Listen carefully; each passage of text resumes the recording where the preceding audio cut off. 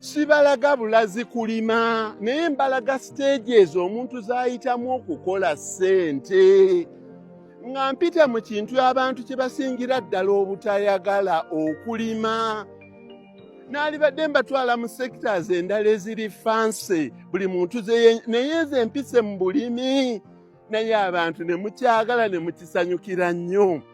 abaana abato abavubuka abato abakyakola muŋŋamba nti bannange muzeeyi tetulina ttaka naye weebale kutuwa ssuubi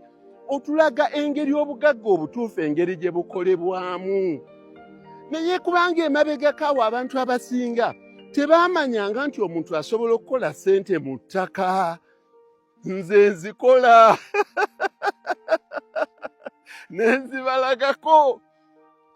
nembalaga nti nsobola okugula obulumi obwo nembalaga nti nsobola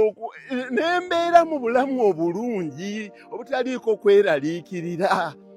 mesagi yange teri mu kulima na kulunda kyokka nze mbalaga process eyitibwamu okukola ssente ezo n'ozifuulamu income generating okuva mu income generating n'otandika okukola obugagga obw'ensibo